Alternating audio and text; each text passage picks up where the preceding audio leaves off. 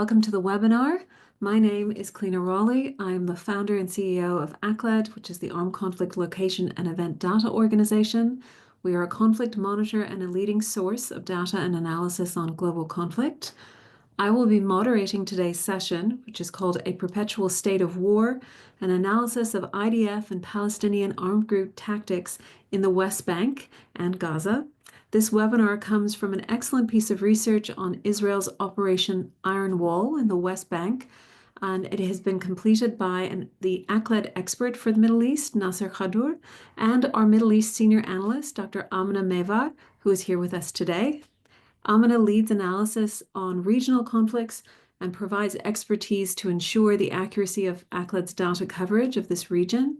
She has expertise in Middle Eastern security and foreign policy, with a focus on the Israeli-Palestinian conflict and Persian Gulf security dynamics. Before joining ACLED, Amina worked as a political risk consultant in the private and public sectors and also taught and conducted academic research. We are, as always, delighted to have Amina here.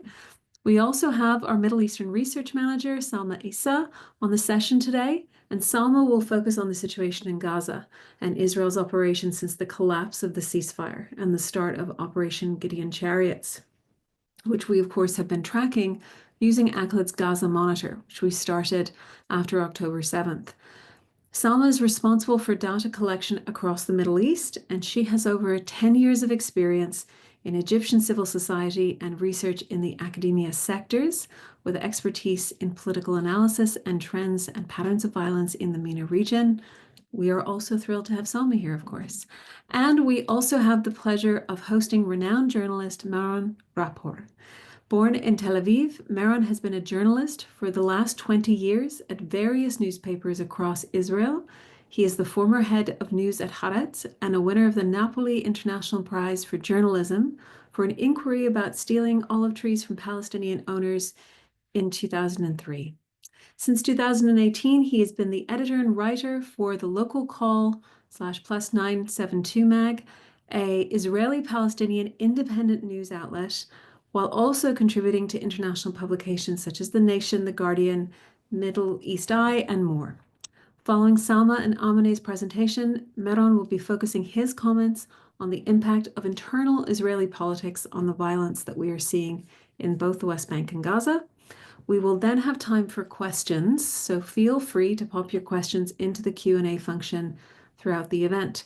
Now, of course, this webinar comes at a really critical time. The humanitarian situation in Gaza has worsened since Israel renewed its offensive this month, and the IDF has laid out plans to control 75% of Gaza within the next 2 months, which will undoubtedly make this situation far worse.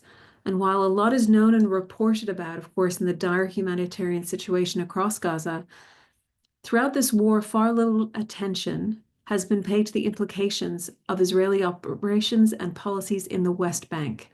There has been an incremental but persistent policy changes throughout the West Bank that have picked up pace recently and have been reshaping the territory with quite far-reaching consequences for the prospect of Palestinian statehood. We will explore this and more today in today's session with our participants, who will be focusing on the acts more similar to war than policing, and of course the disproportionate actions towards West Bank residents and the growing equivalence in Israeli policy towards both the West Bank and Gaza. And with that, I will pass it over to Salma to start us off. Thank you very much, Salma. Thank you, Clionadh. Hello, everyone. Thank you for joining us today. I will be discussing Israel's evolving tactics since the collapse of the ceasefire and how Hamas has responded on both tactical and strategic levels. On 18th March, Israel launched an intensive airstrikes and drone campaign on the Gaza Strip, effectively ending the 42-day ceasefire between Israel and Hamas. The ceasefire that had seen the release of 33 Israeli hostages in exchange for nearly 2,000 Palestinian prisoners and detainees. The end of the ceasefire brought on a significant escalation in hostilities characterized by intensified airstrikes and now an expanded ground operation, and as well as a notable shift in Israel's military strategy in Gaza, which we will be exploring in the upcoming slides. Next, please. Yes. As we can see here in this graph, in the immediate post-ceasefire period, there is a high surge in air drone strikes across the Gaza Strip, with the level of intensity not recorded by ACLED since the early days of the war in 2023. We are continuing to see this increase going into May, and with the announcement of Israel's newest Operation Gideon's Chariots, we are of course seeing this trend continue.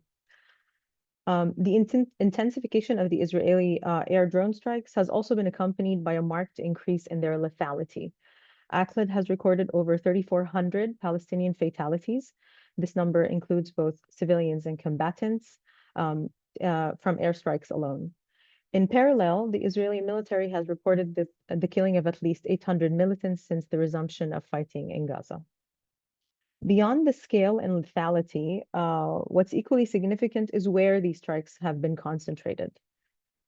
And in this map here, we can see the patterns in air and drone strikes, and they reveal a deliberate focus on specific areas.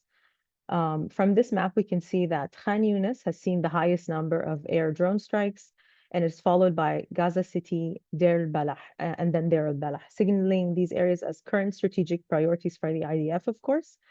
But also, particularly with Khan Yunis and the largest concentration of airstrikes there, Khan Yunis has been long considered a Hamas stronghold, and is seen as a central hub for regrouping of Hamas command activity following the destruction of the northern sector earlier in the war.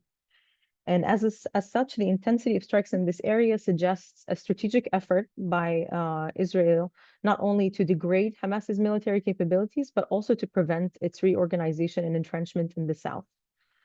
The spatial concentration of the Israeli and air and drone strikes, particularly in governorates like Khan Yunis, Gaza City, and Deir al-Balah, suggests that the Israeli military is not just responding to these attacks in a reactive manner, but is likely carrying out a broad operational strategy to break up and isolate Hamas's strongholds across Gaza.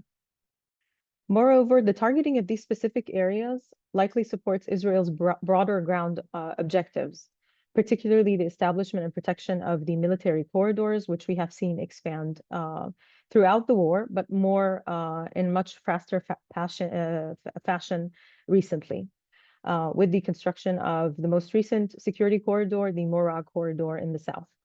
Securing these zones through concentrated aerial bombardment is likely intended to facilitate troop movement and create strategic depth within these buffer zones. But alongside the use of aerial bombardment, Israel also uses demolitions and the raising of land to make way for these security corridors. To better understand the scale and implications of this destruction, let's take a closer look at the implications attached to the construction of the Morag corridor. In addition to the intensified airstrikes, Israel has employed a strategy of demolishing buildings, raising land, actions that ACLED records as property destruction, to clear space for the establishment of these military corridors. And the graph here shows a clear link between the end of the ceasefire and the rising levels of property destruction in southern Gaza. After the Morag corridor was established, we see a marked uptick in demolitions, particularly in Rafah and Khan Yunis. ACLED records 84 property destruction events in the post-ceasefire period to the data cutoff period of 23 May, involving the use of controlled explosives, bulldozers, raising land in Rafah and Khan Yunis to make way for the new corridor, which is a 5 times increase compared to the same prior period. And notably, although these property destruction events have escalated in the post-ceasefire period, the fact that they also have continued to take place during the ceasefire suggests that they are likely part of a broader Israeli operational strategy that goes beyond immediate combat needs. This expanding emphasis on territorial control, given, of course, the announcement of Operation Gideon's Chariots and the emphasis on sustained presence of Israeli forces in Gaza, and now with the newest announcement of Israel possibly taking control of 75% of Gaza within the next 2 months, the establishment of a broad buffer zone has made it increasingly important to track where and these changes are unfolding. One useful tool for visualizing this has been ACLED's Gaza Monitor, which provides up-to-date mapping of buffer zone expansion and key military corridors, all the while tracking the various events unfolding in Gaza. Through this platform, we can clearly observe how the physical landscape of Gaza is being reshaped in real time as part of the broader strategy. This platform compiles real-time and geolocated data on military operations, armed activity, provides spatial representation of developments such as the construction of the security corridors, and is updated weekly with the latest evacuation zones that we see highlighted here in the light purple. As we have seen lately, the UN has said that the evacuation zones have resulted in Israel and Gaza becoming 70% of Gaza becoming either a no-go zone or a security zone. And as we can see here in the map from the Gaza Monitor, we can see that Israel's strategic corridor is the Netzarim corridor that cuts through central Gaza. And then we see the Morah corridor between Rafah and Khan Yunis, and we see the Philadelphia corridor along the Egypt-Gaza border. We see from the map here that these corridors have somewhat fragmented the strip into 3 zones, and these security zones have resulted in restricted civilian movement. They sever north-south connectivity and facilitate more stringent operational control over various sectors of Gaza, which again would play a very important role if Israel is to go through with its announced plan this week of controlling 75% of Gaza within the next 2 months.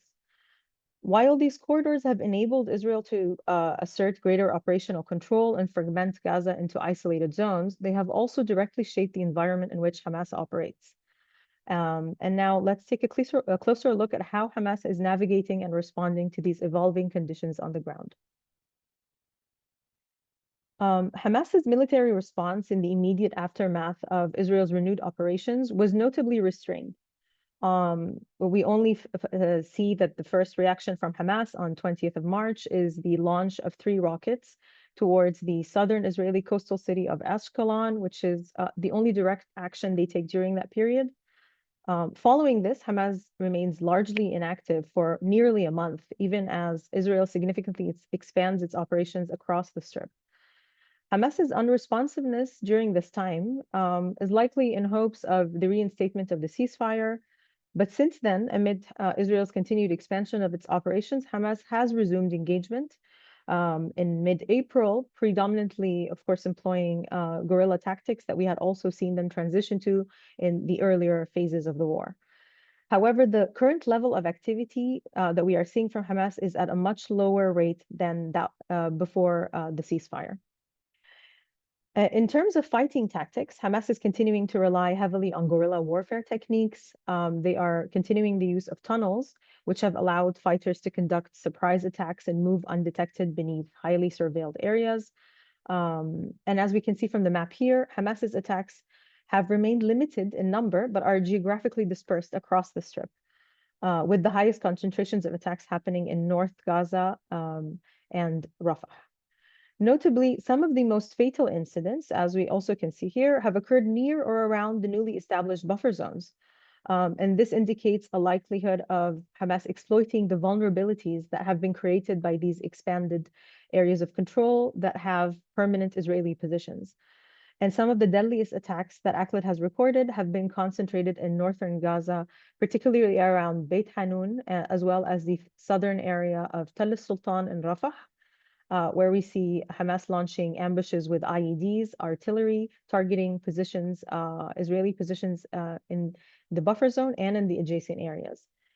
And from 15th of April to the data cutoff period of 23 May, ACLED reports 5 lethal Hamas attacks against Israeli forces, with killing 7 Israeli soldiers in these attacks. In sum, Hamas's current posture, marked by reduced activity, may reflect both internal constraints and external pressures, including diplomatic calculations and public discontent with the breakout of the first public and vocal protests against the group in late March following the breakdown of the ceasefire. And this delicate balance between military strategy and political survival underscores the complex interplay of the factors shaping the conflict in Gaza. But these tensions are not merely confined to Gaza. Similar dynamics where political pressures, armed responses, and strategic recalculations converge are also playing out in the West Bank. And with that, I'll now hand it over to Amine, who will explore how these developments are unfolding in the West Bank. Thank you, everyone. Hello, everyone, and thank you for joining our webinar today. I'll be focusing on recent developments in the West Bank, particularly how shifts in Israeli policy and military strategy are reshaping the region's geography and governance. As you know, Israel has ruled the West Bank through military occupation since 1967.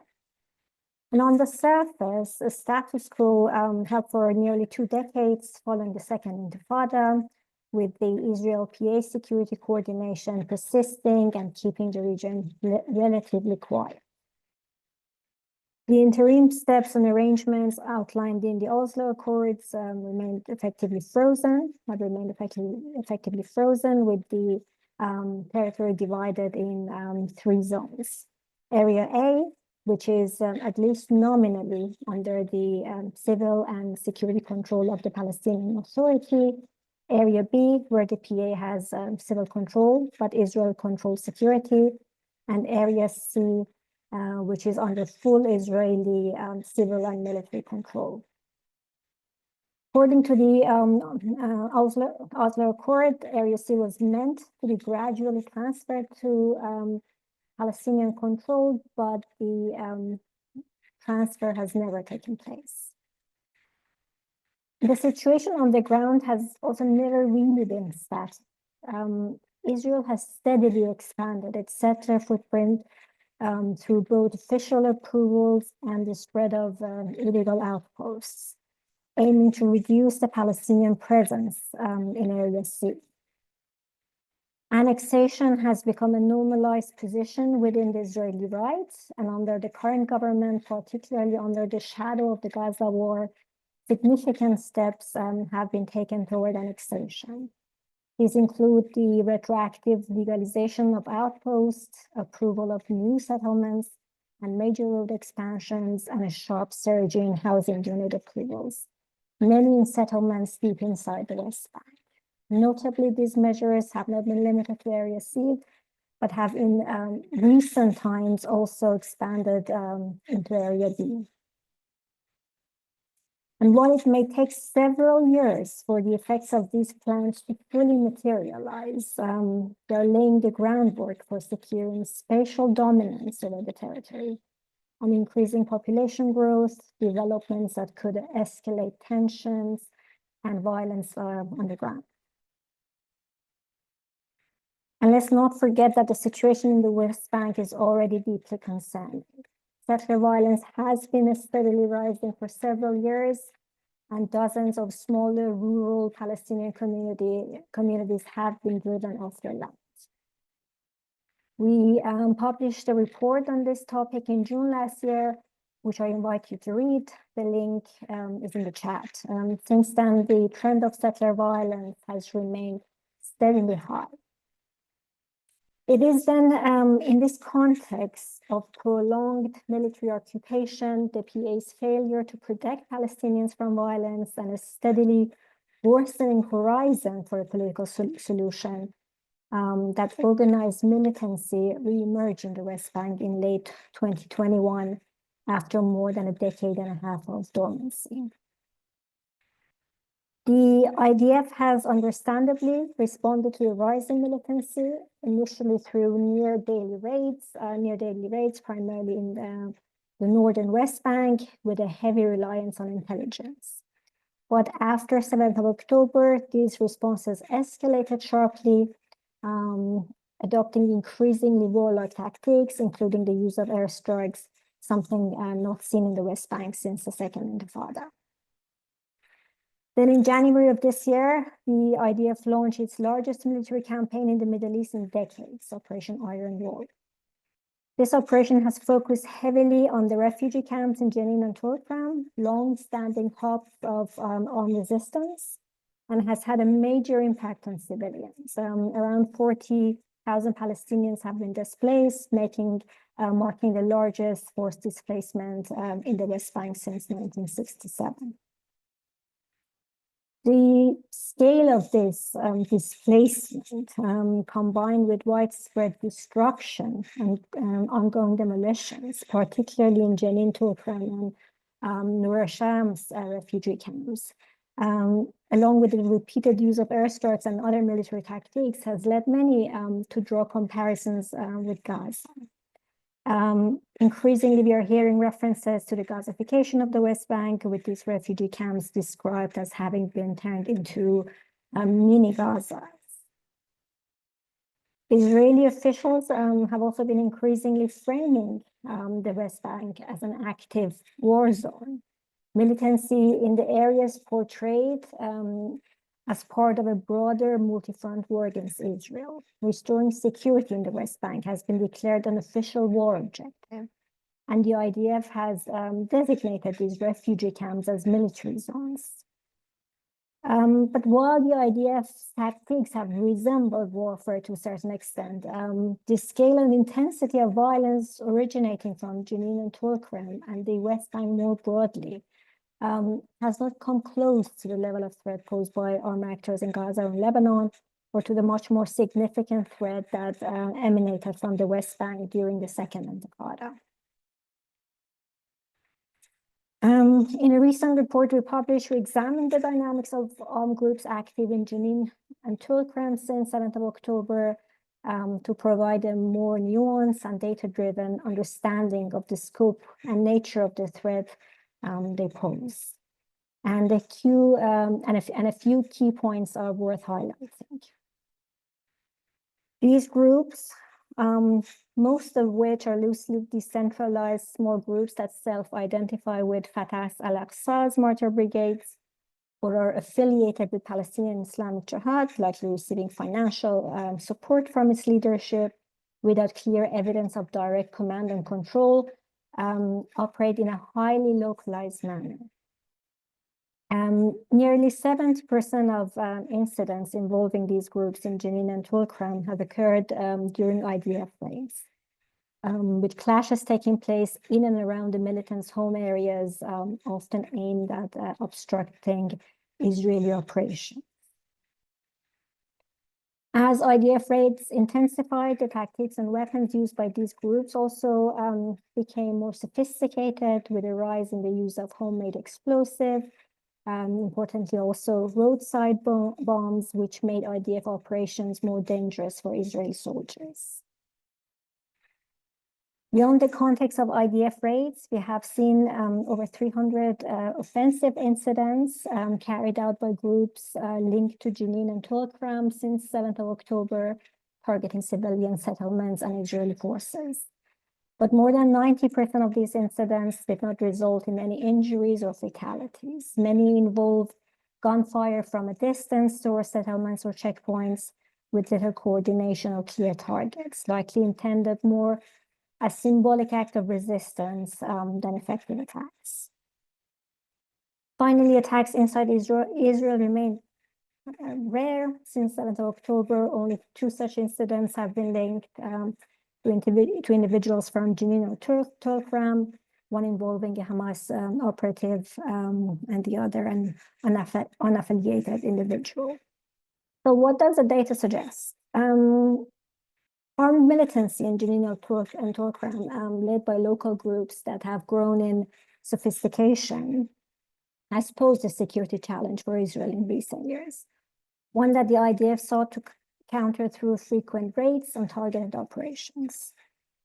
But the limited impact of attacks perpetrated by armed groups outside of raids, coupled with the absence of a major escalation, points to a threat that was largely contained, though not neutralized, prior to the launch of Operation Iron Wall. Yet this operation has employed methods far exceeding counter-militancy measures, suggesting that its motives extend beyond immediate security and operational concerns.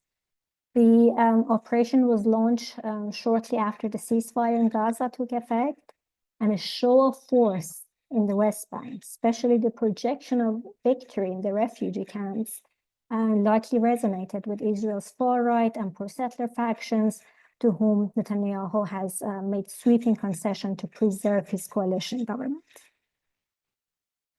These factions have long called for the dismantling of refugee camps, as the camps have helped keep both the issue of Palestinian refugees and the memory of armed resistance alive.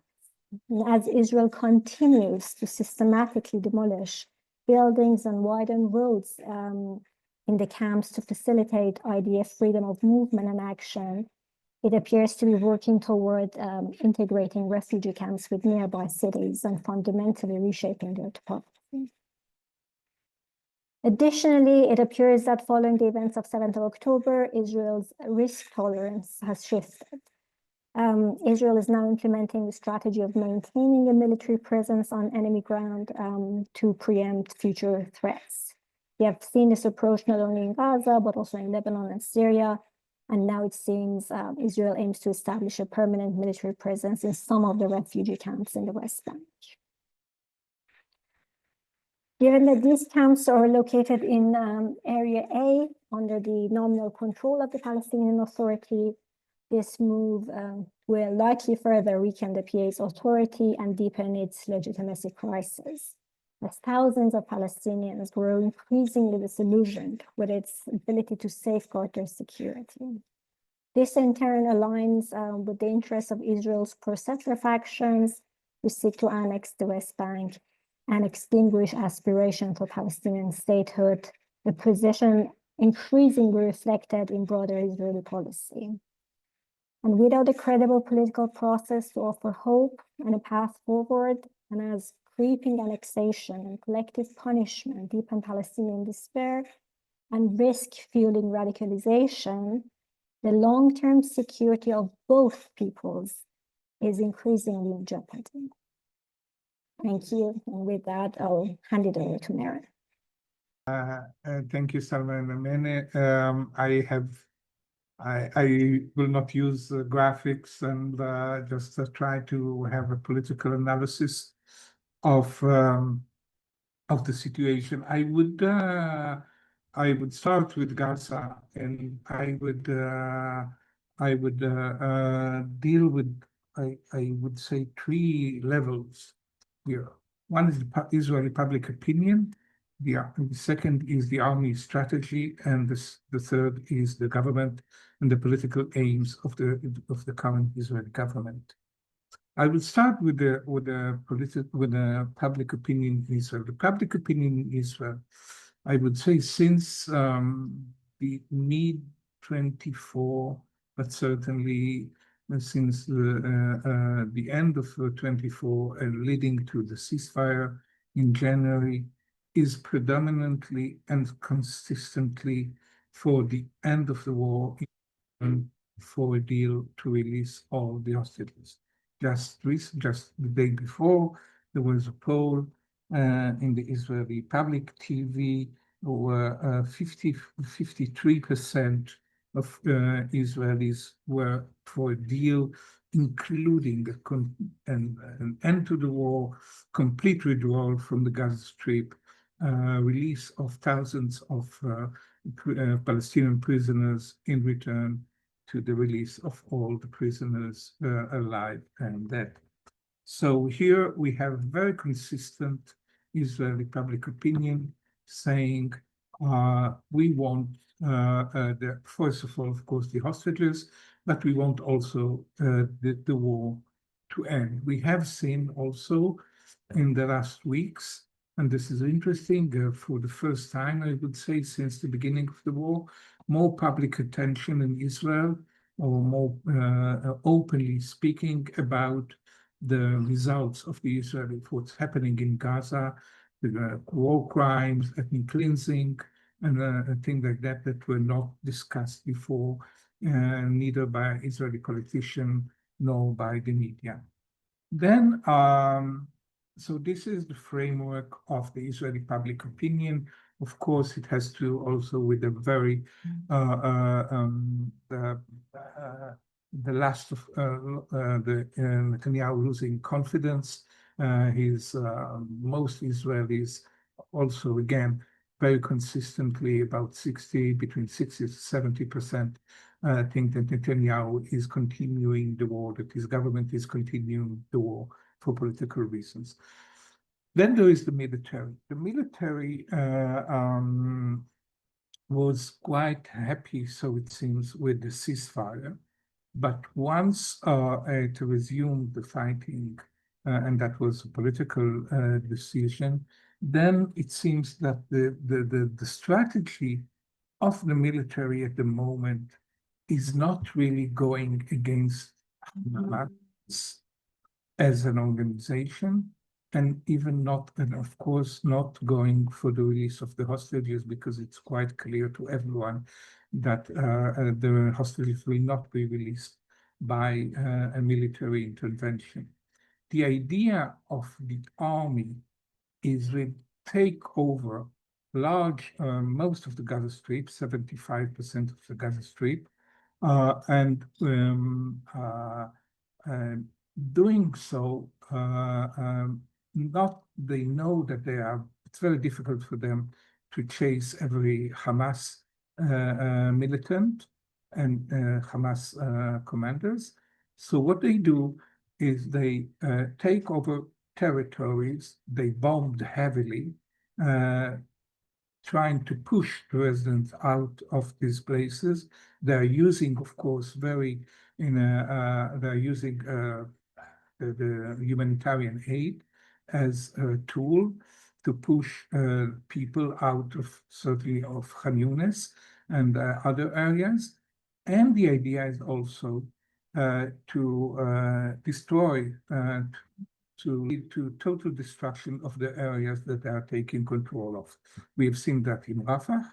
Rafah was completely destroyed during since the beginning of this operation, which is now completely non-existent. We are seeing the same things in Khan Yunis, still not at the scale that we've seen in Rafah. We have seen that, of course, in Jabalia, in the northern Gaza Strip. The idea for the army, I would say, is that when these areas are completely destroyed, then they pose no threat, no military threat. That is military thinking. Of course, if there's no population and there's no buildings, then there's no threat. And the idea is that the population, the breakdown of the population, the pressure, the huge pressure on the population, starvation, moving them from one place to another, will eventually lead the population to push Hamas to surrender. That's the military idea. The political level, and this is something really very new that we have not seen in the beginning of the war, is now adding an official goal to the war, and this is the ethnic cleansing of Gaza, or what is being called by Prime Minister Netanyahu, implementation of the Trump plan, which means forced expulsion of the Palestinian, voluntary expulsion of the Palestinian from Gaza. But this is now an official goal of Netanyahu and Smotrich, the finance minister. There's no big difference. The difference between them at the beginning of the war, it seems that there is some gap between Netanyahu and his more right-wing partners in the government. Now these differences almost disappear.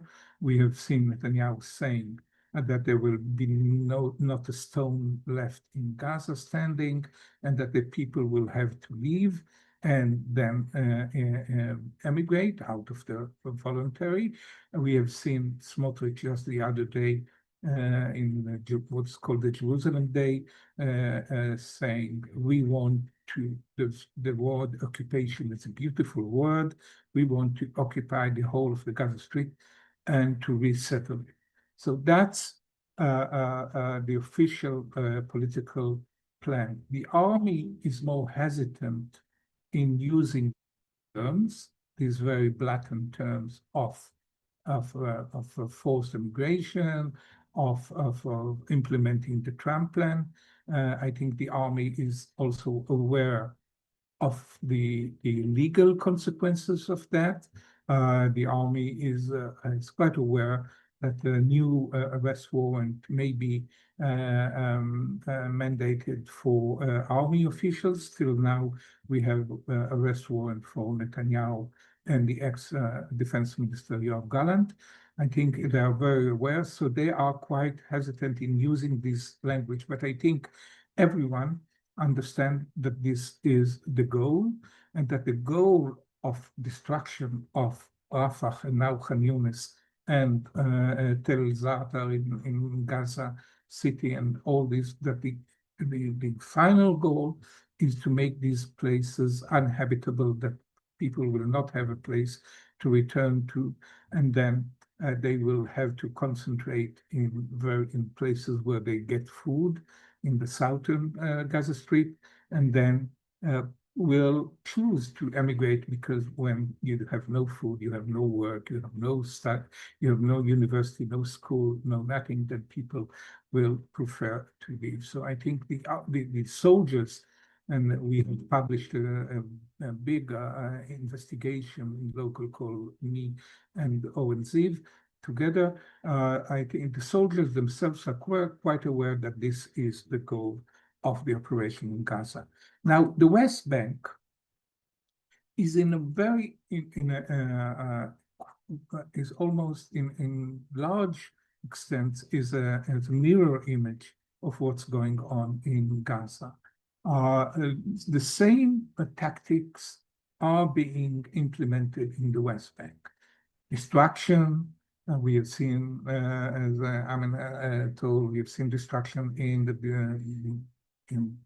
some of the refugee camps in the northern West Bank, Jenin, Tulkarem.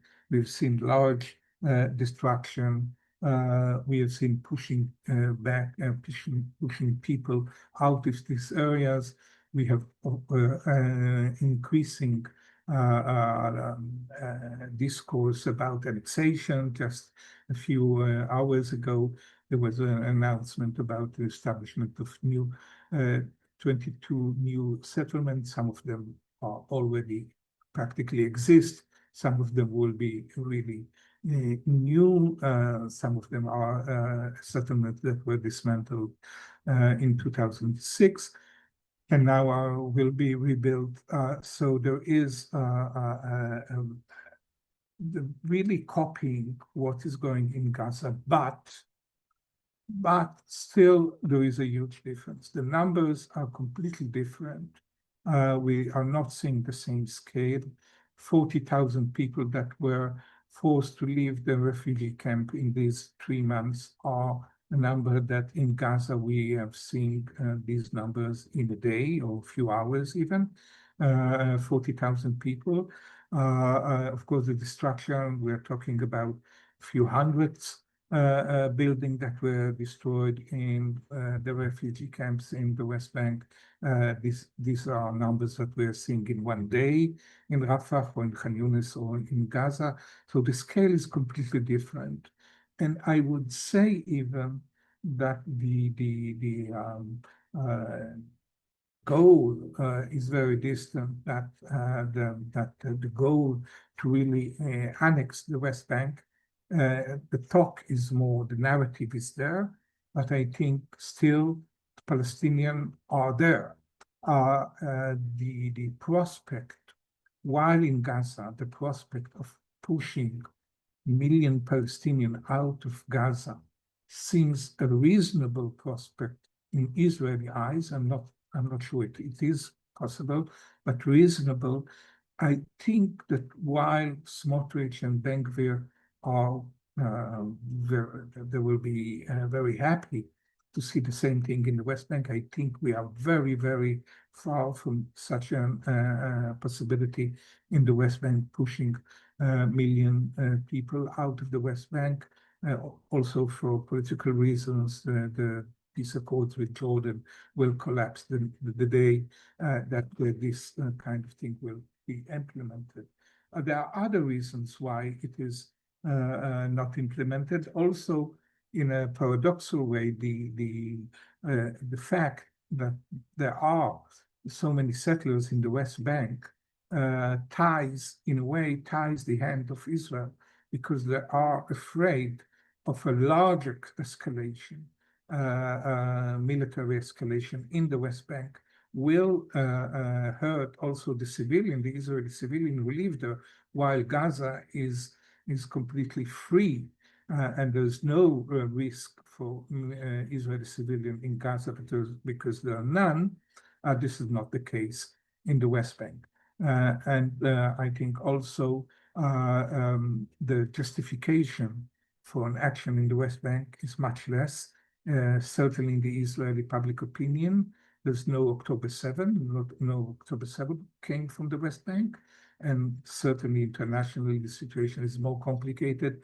So the pattern is the same, but the chances to go really all the way as in Gaza are much slimmer. Thank you so much, Meron, and of course, Emma.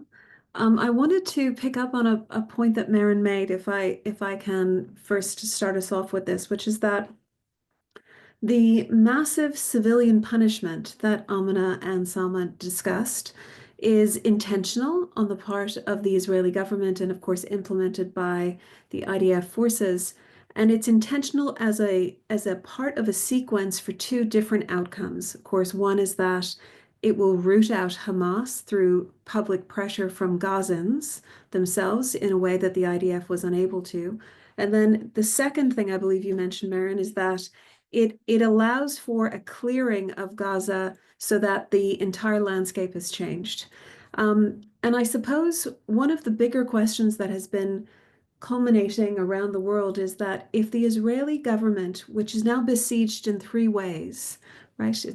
If it's not responding to international pressure, then why is it that the domestic pressure that is clearly being brought to bear about the actions and how the Israeli public is largely against it, not succeeding in dislodging the Netanyahu regime, if it It's a big question, of course. There's a lot of frustration, I think, also in the Israeli public. You know that the demonstrations against Netanyahu's government began in the beginning of 23, before the October 7, and they were huge. So people are demonstrating for already more than 2 years now, and the government stays, so people feel frustrated, feel that okay, the numbers are huge, unprecedented, I think, in any Western countries. Sometimes it reaches 500,000 people in the less than 10 million people in Israel, so the numbers are huge. So there is this, but I would add another thing. I would add that for this government, for Netanyahu and Smotrich and Ben-Gvir, if they see now a golden opportunity once in 100 years to really change the whole narrative, the whole conflict with the Palestinians, if Israel will succeed to drive away 1 million or 2 million Palestinians from Gaza, it will break completely, break the bone of Palestinian national entity. And for them, they understand that stopping the war does not only mean that the government will maybe, there will be new election and they will lose the election.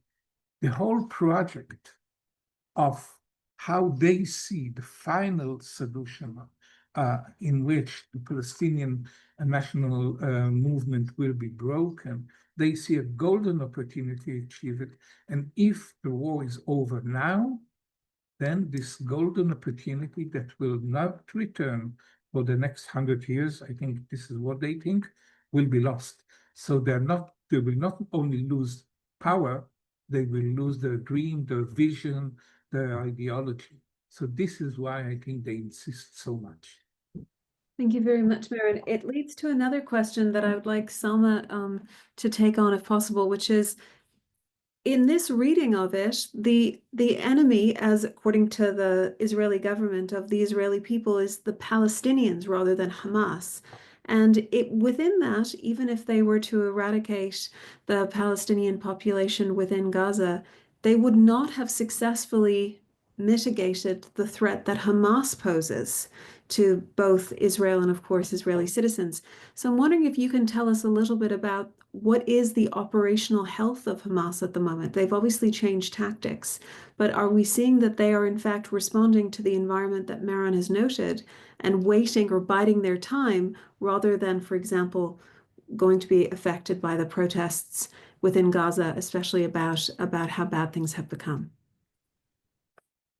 Yes, thank you, Clionadh. That's exactly actually what we're seeing, what Meron is saying. We're seeing Hamas bide their time. They're taking their time to respond, possibly recuperating, but also we feel largely trying to engage in negotiations for the most part to reach a ceasefire. The way Hamas is looking at this now, even with the internal pressure on them, is a need for political survival, which is the only way that they can continue having any sort of role to play in Gaza and even beyond Gaza. And Hamas has shown their strong capacity for adaptation in previous conflicts, given, of course, this is now a very larger scale that this is happening in.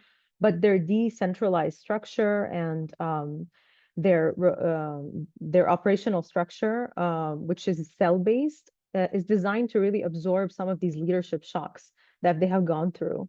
And this structure sort of suggests Hamas may shift from a centralized offensive, which we had seen them already do, to more decentralized, persistent insurgency, which could really go on for quite some time and would be very hard for Israel to weed out. And also, we see them, like we just said, they're trading in a lot of the effectiveness of these attacks with fewer attacks, but with more strategic targeting, such as the event, like some of the events that I've shown happening on the buffer zone that have been some of the most lethal ones. Now, in terms of the recalibration of their political and strategic positioning, they're really they're trying to pivot towards survival through political recalibration, not just military resilience, which is, I think, the stage that they're currently in. Now, the key variable, of course, that is dependent on how they'll be able to recover from this is the space and time given to them to recover, which will depend heavily on Israeli operational choices, humanitarian access, and, of course, international diplomacy. Thank you so much, Elena. That is depressing news. I mean, all around, but that's what we're going to hear. Amina, I would really like it if you could. There's an attendee who wished for you to speak more about the militant groups in Jenin and other camps, but in connection to something Salma just said here, which is that we're seeing a proliferation of groups, which your report really clearly lays out, and they are highly localized groups, right? They are not necessarily affiliated with Hamas, and I'm wondering about whether or not the alliance structure towards a larger Palestinian goal is also not particularly healthy at this moment, or this is a strategic or tactical choice on the part of the groups in order to be able to survive this particular stage of the conflict. So I'm curious about what you think you're seeing from the evidence of the group's creations. Thank you. So these groups, and we discussed the early days of how some of these new groups emerged since late 2021. So this really predates the Gaza war. We discussed this in a report in detail that we published a few months after the start of the war. And I spoke a bit about the context. So these groups were not necessarily all of them have had, and still some of them have strong political leadership, clear strategy necessarily to that would really lead to change, a lot of their action has been reactive.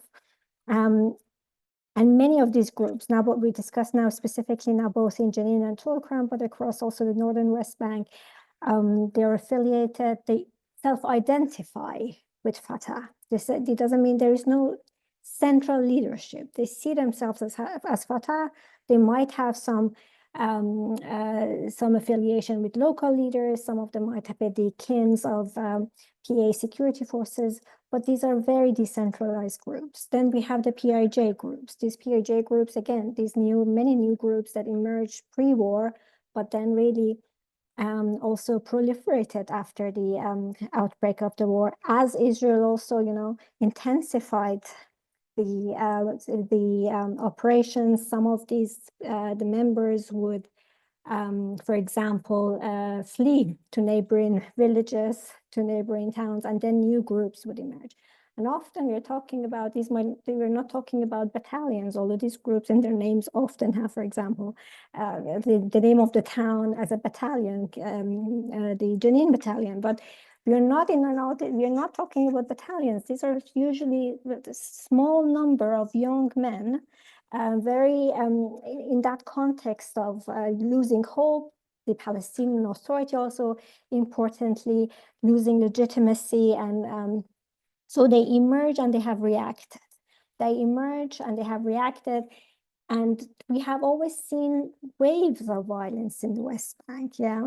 So, and depending on the context, these violence has been in different forms. So we have, for example, after the second intifada, we had this individual, the knife intifada that was called, in the context, and now in this wave, it has been now again more organized.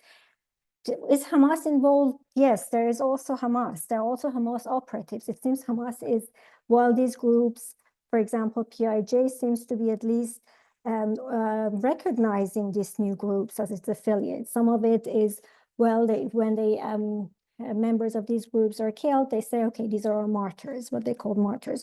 There's also, it is likely that they provide some financial support, for example, but Hamas has not been supporting the emergence of new groups. Hamas seems to have been having a different strategy, operating through cells and operatives. So Hamas has been less involved. These areas in Tulkarm and Jenin seem to be more the strongholds of PRJ or groups that self-identify with Fatah. But Hamas has, although after the 7th of October, its involvement has become more, but again, through the cell-based individual operatives that have often, in the significant attacks that we have had against Israeli, Hamas has had a higher involvement through this individual attacks. And these groups have been collaborating together. These groups on the ground, for example, in Jenin, we often see that groups from affiliated with PRJ, with Al-Aqsa Martyr Brigades, with Jenin, when Israeli forces raid, these groups collaborate. But this does not reflect a wider collaboration if we say that this group of Fatah and PIJ have these now, it is not in that sense a unified front on the broader level. No, these are local groups that are collaborating together. And I must say that I think someone had asked, what is the state? Their state at the moment. We have not seen any armed activity since 2nd of March in refugee camps. The refugee camps are nearly emptied. And we also have to take into consideration that Israel has been cracking down on these groups for several years now. Hundreds have been killed. Hundreds have been arrested. The Palestinian Authority, especially in the past year, has also been arresting, fighting these groups. So, and at the end, we are talking to start with not a great number of people, and obviously these groups are getting smaller, but there's always new people can join now. So for now, it seems that this wave has been weakened, but given the conditions that gave rise to this violence, the situation remains very tense. Thank you, Amina. It certainly seems like a lack of capable and legitimate leadership works for small armed groups and does not work for large populations. we only have a few minutes left, so I'd really love to get your impressions about what we'll be talking about in 6 months, what we'll be talking about in a year for this conflict. So if we were to meet again in October, what do you think we'd be looking at? Meron, would you like to go first? Yeah, I think if there's no ceasefire in the next few days, or I would say that we will be in some kind of concentration camps in Gaza, and Israel pushing for this mass expulsions of Palestinian. I don't know if it will work. This does not depend only on Israel. If we will have a ceasefire, and I think now there are more chances that we will have a ceasefire, I think we may see in Israel a new force and a new political willingness to see new things, because if this war will fail and ending the war will be a failure, I think this will reflect on the Israeli political internal scene in a positive way, according to where I see it. Thank you, Meron. So in that case, the Israelis may have been too willing to take on risks that they can't handle now that everything has been maximized effectively. Interesting. Salma, would you like to go next, please? Sure. I mean, I tend to agree with Meron in some of his description of what's coming. We are hearing now that a ceasefire could be very imminent. I do, in my opinion, think that this is probably going to be a temporary ceasefire, not likely a permanent one, given Israeli leadership's recent political statements and everything that we have seen on the ground also supporting that. I do believe that the fragmentation of Gaza probably will result in some isolated zones with populations being pushed into possibly some of these zones. More than that, I really cannot see where this would probably take us, because I do believe it will rely on a lot of what's happening also internationally. We are seeing a reaction from the European Union and European countries for the first time, some of these are breakthroughs. So I don't know how much of that pressure, along with also what we are seeing from the US being in direct negotiations with Hamas, going to result in. I think these things will play very significant roles, possibly in future scenarios for what's going to be taking shape in Gaza also, along with what the Israeli political leadership will be doing, and Hamas's response, of course, and other Palestinian armed groups. Thank you so much, Salma. Amina, would you like to close us out then with your take on what might be happening in the coming months? Sure. I'm not saying Israel giving up security control of Gaza. Even I think that it is possible that there will be a ceasefire, but I don't think Israel medium long term is planning to seize its control of security of Gaza. In the West Bank, I think we will continue to see steps toward incremental annexation, as this is a protracted conflict. And unfortunately, I think for the foreseeable future, we are just going to see a continuation and maybe even worsening of the situation. Well, with those potential predictions, I wish to thank everybody for their time and attention today, and of course, thank very much our panelists and report writers, and of course, Meron for coming along to join us. It's been a very sobering view of what's happening within the West Bank and Gaza, but there's some glimmers that there will be a ceasefire soon, according to each of our panelists. And so we can at least hold on to that to stop the suffering that is clearly taking place across the region. Thank you very much, everybody, and please join us again for our future webinars and, of course, future reports, which are all available. Thank you.